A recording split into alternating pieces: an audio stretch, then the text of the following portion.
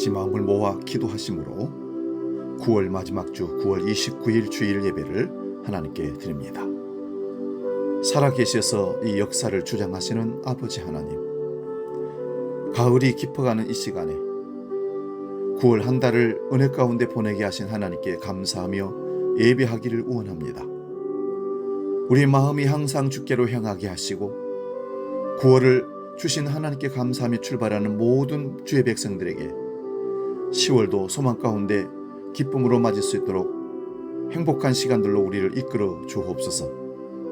오늘도 우리 마음과 정성을 다하여 예배하는 하나님의 예배 시간에 하늘 은총으로 가득 채워주시고 성령 충만함으로 하나님의 능력과 하나님의 사랑과 하나님의 은총을 경험케 하여 주옵소서.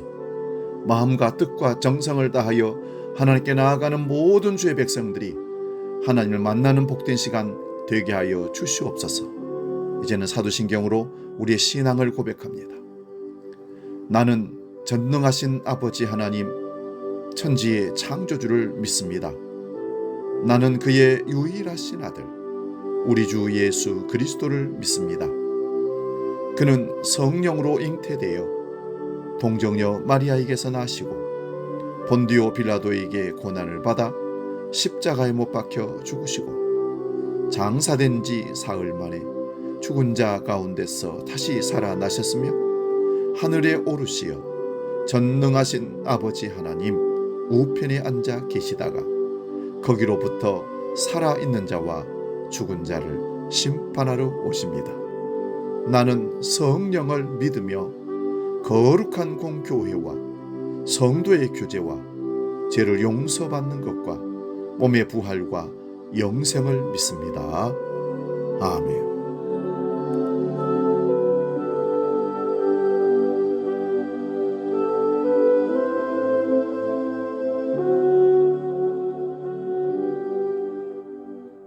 찬송가 64장 기뻐하며 경배하세, 함께 찬송합니다.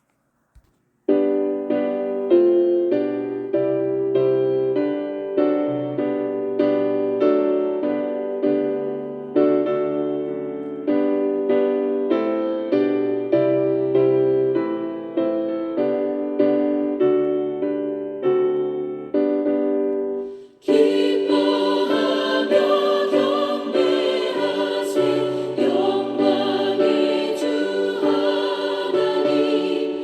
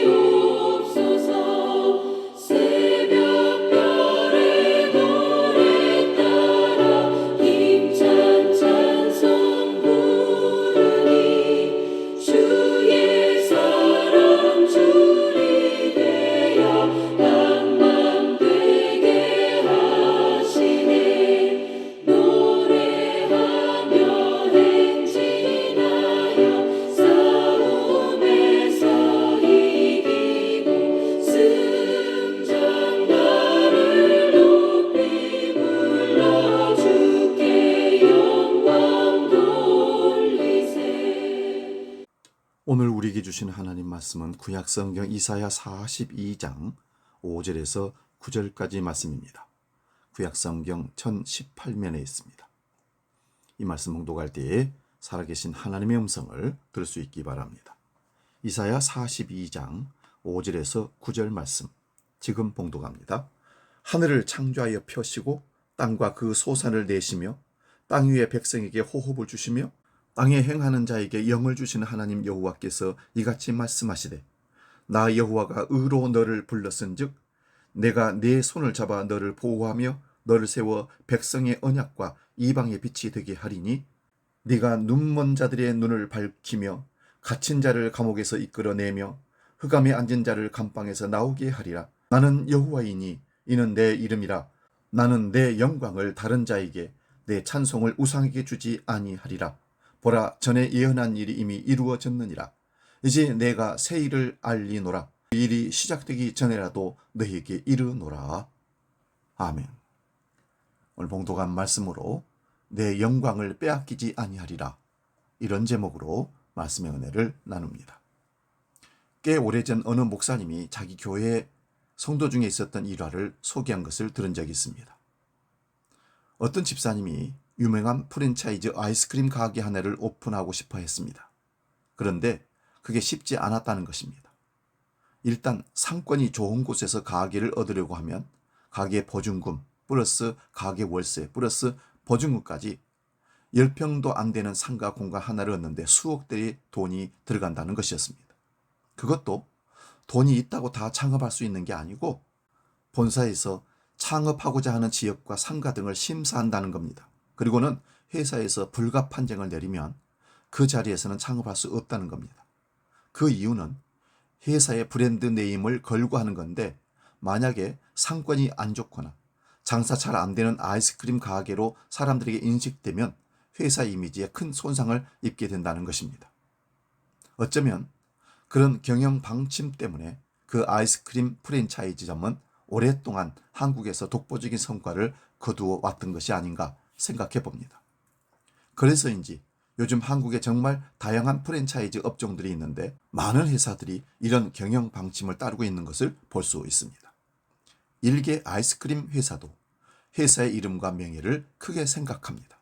그런데 이 세상 어떤 존재보다 높으신 하나님의 이름과 영광은 얼마나 존귀하시겠습니까? 그래서 오늘 본문 8절에 나는 여호와이니 이는 내 이름이라.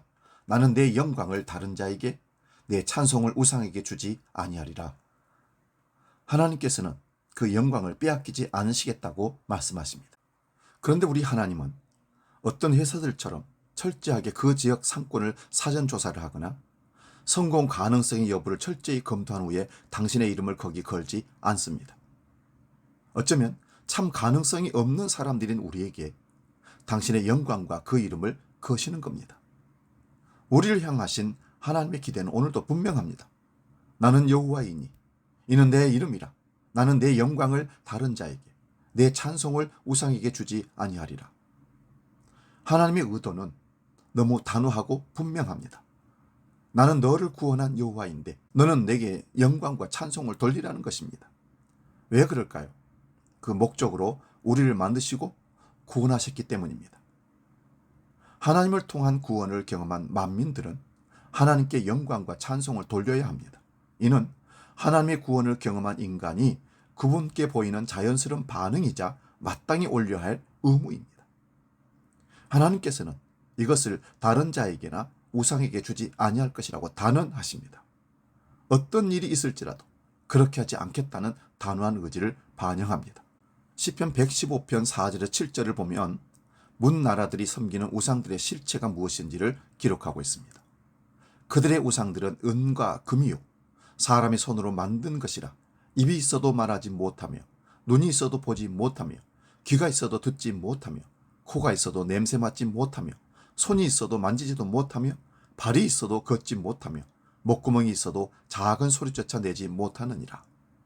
그리고 8절을 통해서 결론적으로 우상을 만드는 자들과 그것을 의지하는 자들이 다 그와 같으리라고 말씀하고 있습니다. 겉모양은 그럴듯하지만 우상과 그것을 의지하는 자들에게는 생명력이 없다는 것입니다. 살아있지 않으면 역사는 없는 겁니다. 그런 우상에게 또 그런 우상을 섬기는 자들에게 하나님의 영광을 빼앗길 수 없다는 것입니다.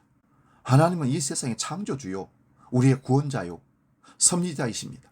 그 하나님, 그분을 우리가 높이는 것은 당연한 일입니다. 만일 누가 영광과 찬송을 우상에게 돌린다면 그분께는 참을 수 없는 일입니다. 오늘 이사야 42장 17절을 봅니다. 조각한 우상을 의지하며 부어 만든 우상을 향하여 너희는 우리의 신이라 하는 자는 물리침을 받아 크게 수치를 당하리라. 하나님은 다른 것은 다 참아도 우상 숭배하는 꼴은 정말 못 보신다고 하십니다. 간음죄도 장려도 받아주시는 분이시지만 우상 숭배는 용서하지 않으십니다. 열왕기서를 보면 하나님께서 수많은 왕들을 멸망시킨 근거가 우상 숭배 유무에 있었다는 것을 알 수 있습니다. 이런 확고한 하나님의 의지와 마음을 출애굽기에서는 이렇게 표현했습니다. 출애굽기 20장 5절입니다. 그것들에게 절하지 말며 그것들을 섬기지 말라. 나 네 하나님 여호와는 질투하는 하나님인즉 나를 미워하는 자의 죄를 갚되 아버지로부터 아들에게로 3, 4대까지 이르게 하거니와. 하나님의 도움을 받고 살기 원한다면 다른 것은 몰라도 우상 숭배는 절대 안 됩니다. 우리 개신교회는 예배당의 인테리어를 가급적이면 단순하게 합니다. 심지어는 강단에 걸어놓은 십자가마저도 사람들에게 우상과 같은 역할을 할까봐 배려를 합니다. 사랑하는 여러분, 하나님 한 분만 높이고 그분께만 영광을 돌리는 우리 모두가 되기를 축원합니다.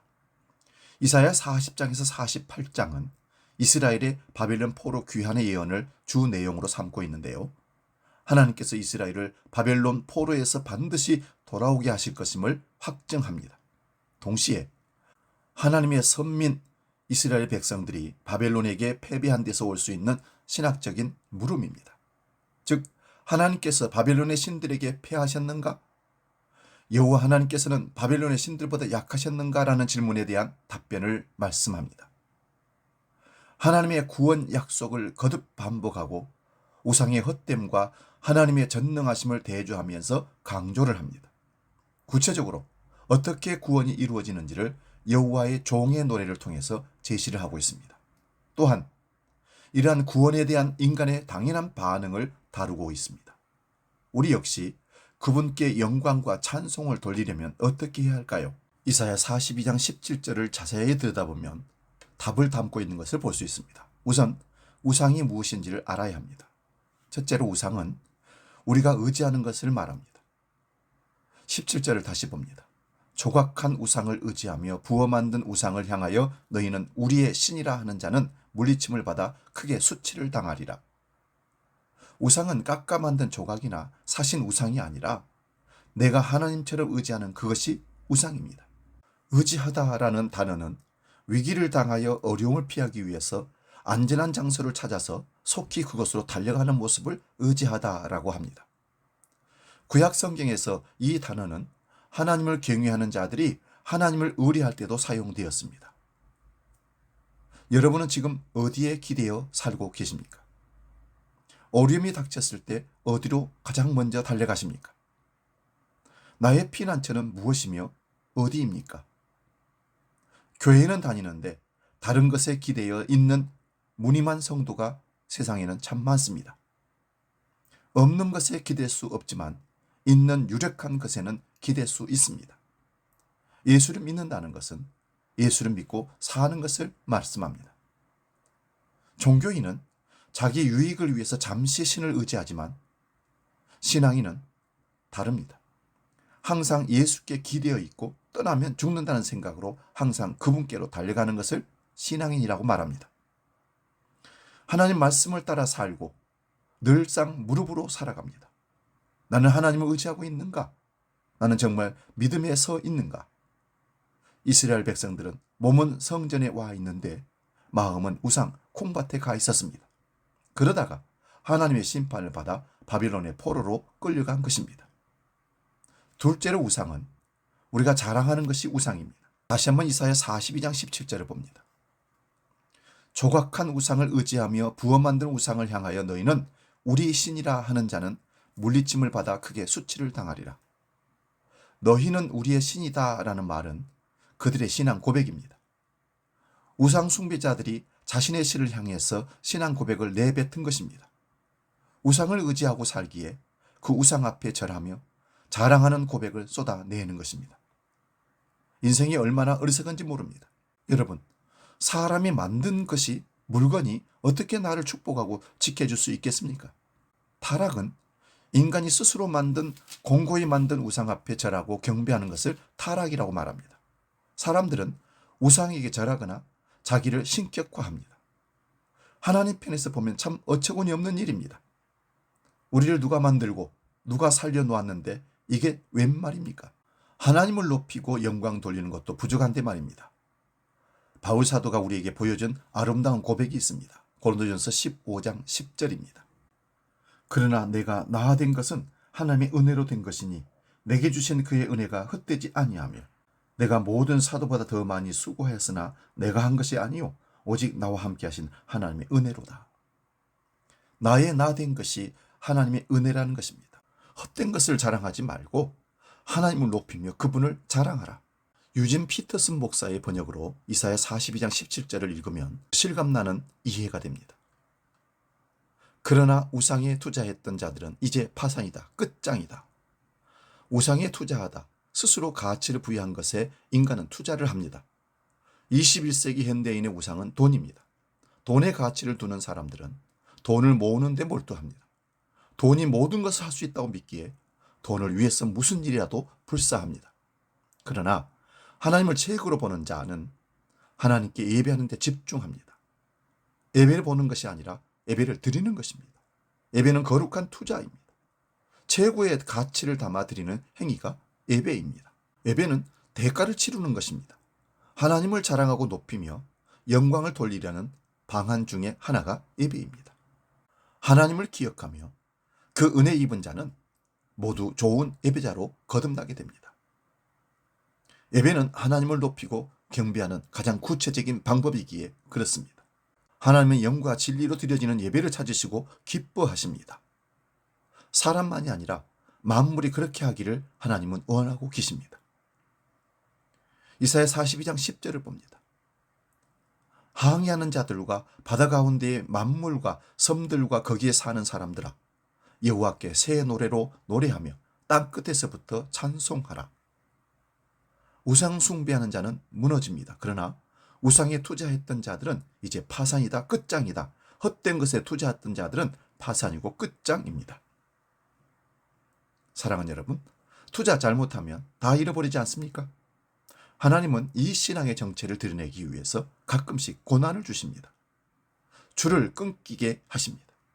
그래서 우리의 소망의 진정한 근거를 새롭게 하십니다. 그래서 우리는 무엇보다도 예배를 집중하여 살아있는 예배로, 받아진 예배로 하나님께 드려야 합니다. 신앙생활은 예배를 제대로 드리는 것부터 출발합니다. 나는 어디에 기대어 있는가? 내 주인은 누구인가를 고백하는 것입니다. 사실 전도하고 선교하는 것은 교인 수 늘리고 예수 믿는 나라 숫자 많게 하려고 전도 선교하는 것이 아닙니다. 미국의 존 파이퍼 목사는 열방을 향해 가라라는 책에서 올바른 지적을 하고 있습니다. 선교는 교회의 궁극적인 목표가 아니다. 예배가 교회의 궁극적인 목표입니다. 선교가 존재하는 것은 예배가 존재하지 않기 때문입니다. 인간이 아니라 하나님이 궁극적 목적이기 때문에 선교가 아닌 예배가 궁극적인 것이 됩니다. 존 파이퍼 목사는 계속해서 이렇게 말합니다. 그러므로 예배는 선교의 연료이자 목표이다. 우리는 단순히 열방들이 하나님의 영광을 열정적으로 향유하도록 하는 것을 목표로 하기 때문에 예배가 선교의 목표가 된다. 선교의 목표는 열방이 하나님의 위대하심을 기뻐하도록 하는 데 있음을 잊지 말라. 하나님께 마땅히 돌려야 할 영광과 찬송을 회복하기 위해서입니다. 하나님은 온 열방이 하나님 앞에 나와서 무릎을 꿇고 경배하기를 원하십니다. 우리가 하나님 앞에 예배하려고 성경을 펴기만 해도 마귀는 떨고 찬송하며 기도하고 예배하며 그분을 높일 때 온갖 더러운 어둠의 영들은 떠나가게 될 것입니다. 사랑하는 여러분, 결코 하나님 외에 다른 것에 영광을 돌려서는 안 됩니다. 오직 하나님만을 높이고 그분께만 영광 돌릴 수 있기를 축원드립니다. 하나님은 결코 자신이 받아야 할 영광을 우상에게 뺏기기를 원치 않으십니다. 하나님만 의지하고 하나님만 자랑해야 합니다. 하나님은 예배를 통해 우리와 만나기를 원하십니다. 그리고 우리 입을 통해 모든 것을 하나님이 하셨다고 하나님을 인정하고 하나님께 감사하고 하나님만 높이고 예배하는 것을 하나님이 가장 기뻐하시고 영광 받으십니다. 그러나 그 무엇보다도 우상을 숭배하던 한 영혼이 주께로 돌아와 하나님을 높이며 예배하는 것을 가장 기뻐하십니다. 명절만 되면 새거지기나 교회와 세상의 경계선에 있는 성도들은 몸살을 앓습니다. 제사하고 절하는 문제 때문에 가족들과 겪는 갈등과 충돌 때문에 그렇습니다. 가톨릭은 제사를 조상에 대한 예로 보고 허용을 합니다. 그러나 우리 기독교는 제사에 대한 생각이 단호합니다. 제사 행위가 효도 차원을 넘어선 종교적 행위로 보기 때문에 개신교에서는 금합니다. 고린도전서 10장 20절을 봅니다. 무릇 이방인이 제사하는 것은 귀신에게 하는 것이요 하나님께 제사하는 것이 아니니 나는 너희가 귀신과 교제하는 자가 되기를 원하지 아니하노라. 제사 때 하는 절은 부모와 조상에 대한 존경의식이 아니라 귀신에게 하는 것입니다. 마땅히 하나님이 받으셔야 할 영광을 마귀에게 빼앗기고 하나님 앞에 심판받을 것을 자초하는 행위입니다. 여러분, 오직 하나님만을 섬기는 진정한 믿음의 지혜 있으시기 바랍니다. 복음 찬양, 나의 영혼이 찬양하고 기도하고 마치겠습니다.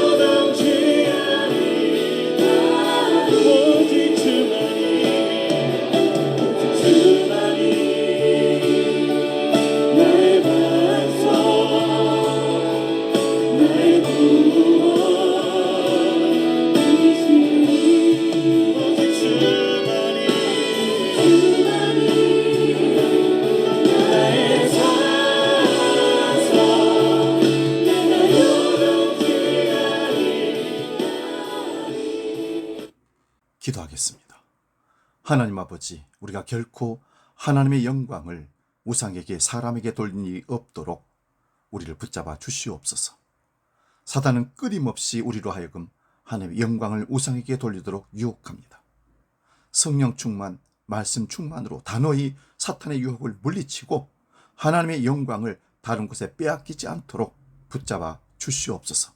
또한 빼앗긴 하나님의 영광을 되찾아오는 놀라운 능력도 우리에게 허락하여 주시옵소서. 이제는 길이요 진리요 생명이시며 우리의 구원주가 되시는 주 예수 그리스도의 은혜와 아버지 하나님의 크고 놀라우신 사랑과 성령님의 감동, 교제, 역사 충만케 하심이 아버지의 영광을 결코 다른 데 돌리지 않고 아버지께만 돌리기로 결단하며 나아가는 모든 주의 백성들 머리 위에 지금부터 영원히 함께 하시기를 간절히 축원하옵나이다. 아멘.